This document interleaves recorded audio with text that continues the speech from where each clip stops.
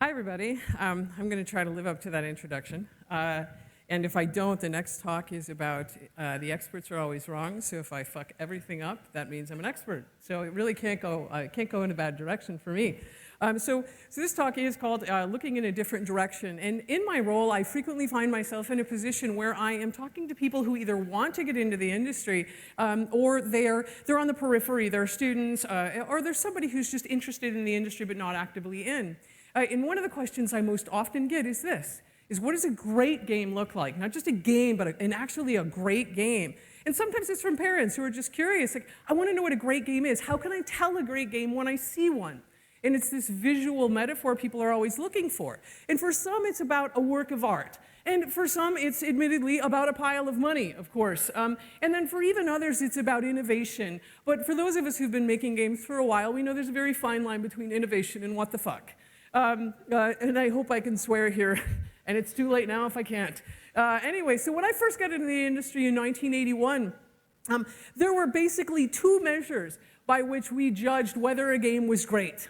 And the first was obviously the manuals, right? If you could, it felt like you were picking up a fucking brick, right? You knew it was a good game. And so this is what I would say, like I would hold the box and man, this is a great game. And I remember in some of the companies I worked for, they would actually say things like, you know, the box isn't heavy enough, we need to find other stuff to put in there.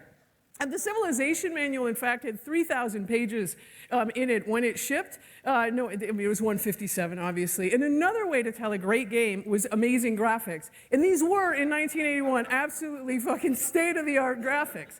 And so this phrase, we started hearing this, we still hear it today about amazing graphics. And the graphic arms race had begun. In 1993, it was at least for me and for many people in the industry, a horrible year. It was horrible if you were not at Cyan, which made Myst, and it was also horrible if you were not at id Software, which made Doom. And these games came out within, it felt like days of each other. And at the time, I was working on Wizardry 7. We'd recently released it.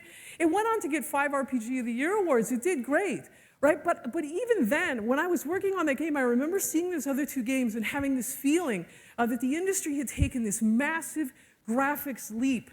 And somehow I suspected that 10 years from now, the game that I had just released, which was being critically praised, wasn't going to be around.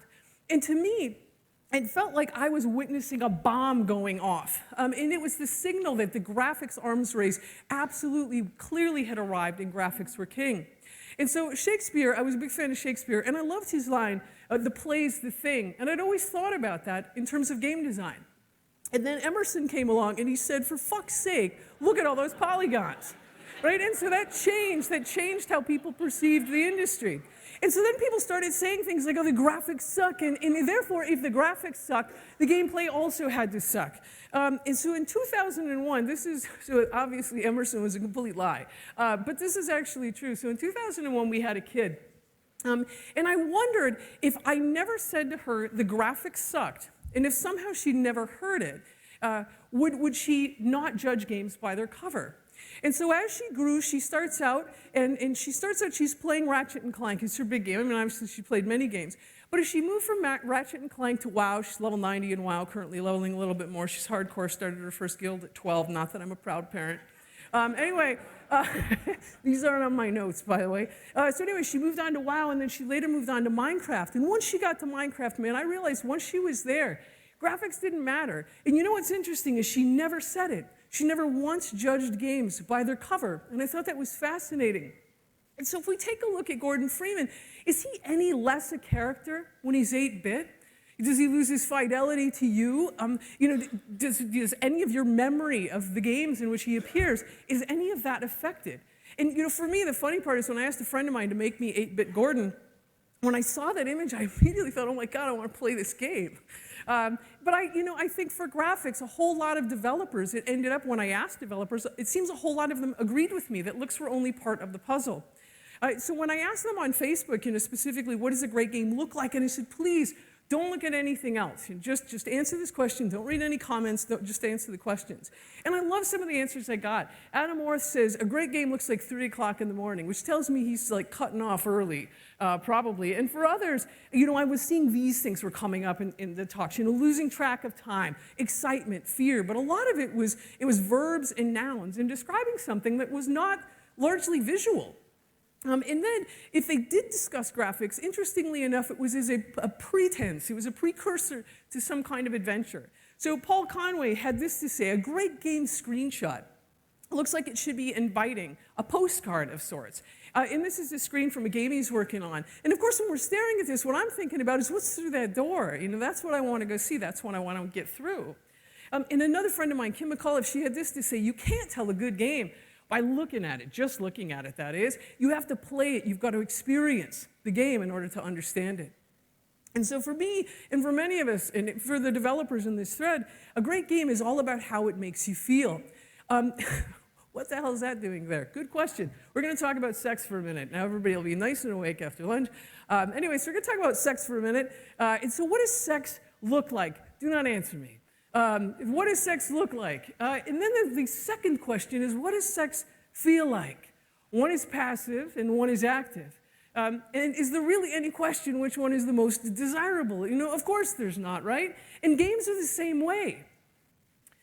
In fact, our memory and our imagination of a game and how it makes us feel can actually alter the way that we see things. That it can alter our memory over time. For me, Zork wasn't just some letters on a screen. Man, I was like in that world, and I saw it. I saw the whole thing in my head, just like I see an amazing book in my head. And this looks like a collection of lines on the screen, but it's not. And I know it's not, and I know the game it comes from, believe it or not. It's a castle hallway, obviously, and everybody should be able to tell that because that's what I see in my head. And this weird phenomena became most evident to me when I was doing the screenshot search, and it was for some talk, and I needed a picture of Alone in the Dark. I loved this game when it came out. And this is what the game looks like. This is exactly how it's remembered in my brain. And so I had to go find this picture, and this is what I found, and I thought, no, I clearly have not found the right game. And so I was so sure that I had screwed this up, I actually kept searching. There's obviously the wrong Alone in the Dark that I'm looking at here. And when I realized it wasn't, that my brain actually wasn't remembering reality, I sat there for a while very puzzled at this phenomena. But it's about how that game felt to me, and it's how I remembered it. And for the record, I still kind of believe that it looks like this, even though the internet totally disagrees with me. And this was made most evident to me, surprisingly, at this particular trip that I took to Ireland. I was there for 7 weeks on a Fulbright fellowship, and man, what a fantastic experience. Just imagine, go to another country, talk to everybody in the game industry, talk to all the gamers, talk to the game educators, talk to the government, try to make the game industry here strong. It was a once-in-a-lifetime experience. And so while I'm there and I'm talking to all these people, one of the things that I did was a system design workshop. And of course, for many people who are not game designers and who want to be game designers, they're thinking about what it is to be, what that actually looks like. And for them, this is the fantasy. The game designer apparently just sits at a desk and says, this is genius, go create it, thank you so much, right? Or I don't know what the hell it is, because my job actually looks like this, right? It's a lot of spreadsheet stuff. And so this is a very unsexy reality sometimes for what it means to be a game designer. So I had to figure out a way to make this exciting. And so what I did to do that was to create this utterly ridiculous thing, which was, let's make a fully functional RPG from scratch in 2 hours. And what ended up happening, they had to create the world, they had to come up with a world out of their head, they had to come up with a conflict, they had to come up with the characters, and then everything else was sort of organic. I supplied, they brought the imagination. I gave them these little pawns, the same ones that I opened my talk with, and I gave them dice, and they brought pencils and paper. So this is, you're looking at a game as shipped right there on the screen. And so the most amazing thing to me happened with these fundamental, rudimentary ingredients. I kept seeing again and again in the worlds that they created and with characters that they knew, I was seeing this play out. And it was basically, you saw what a great game looks like. On the faces of people with sometimes pretty tragic results, unfortunately, for this poor guy. But it was there, like I could see it on their faces, there was the intensity. And they were involved like this for hours, right? Like this, it actually went on for 2 hours and many of them kept playing. Perhaps most startlingly, people that were at this one college that I went to, I was working with a group of animators who their opinion of D&D, let's say, was not high. But they actually joined the D&D Society, which shocked all the, the traditional people like me. And so watching these people do this was fantastic. And it literally was games boiled down to their absolute, the pan is nearly dry essence. Just mechanics, just people, just imagination, and something to make random numbers happen. And it wasn't because of anything that they could see. In fact, it was because of everything that they couldn't see that got them really into it. And even if they couldn't see the world, sometimes, I mentioned the animators that I was working with, they couldn't see the world, so they'd create their own world and actually draw that world out. It was just an amazing experience for me. And again, no matter where I was, the same things happened. And so what does a great game look like? For me, it's not on the screen, right? It's in the faces of the players and being able to see that. And it's also in the faces of game creators. When I catch candid shots of game developers working on their games, whether I found them on the web or I said, hey, do you have any pictures? Or in some cases, I actually asked spouses of game developers if they happen to have any pictures of them working on games. And so I see that same joy, the same faces that I see in the players. I see it in the developers. And that same level of intensity, the same fun, the same level of focus. And just people even goofing around, people completely into their craft. And this is a picture from the Melbourne Game Jam. And just watching, I had a lot of pictures from game jams that people sent me, and watching people getting into the creation of a game as much as they get into the play of the game. And even closer to home, our son, he's just learning to code and make a game with his own dad. And so we're making the game for him, doing it in game jams, just over the weekend. And I would say it's the best game development experience I've had in 35 years, being able to make a game with my kid.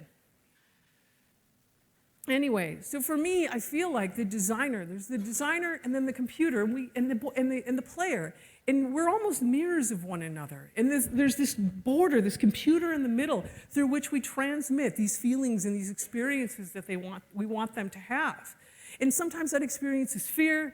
It can be joy when you gain a level in WoW, right? It can also be wonder, like when you come over that rise in Minecraft and think, wow, this is such an amazing thing. Or even this seems like a weird one, like pride. So I want to tell you like a quick story about my family. So because we are definitely not a normal family, we were of course doing the regular Minecraft marathon till 6 a.m. with our young children, which is not probably a valid parenting technique, but I don't care.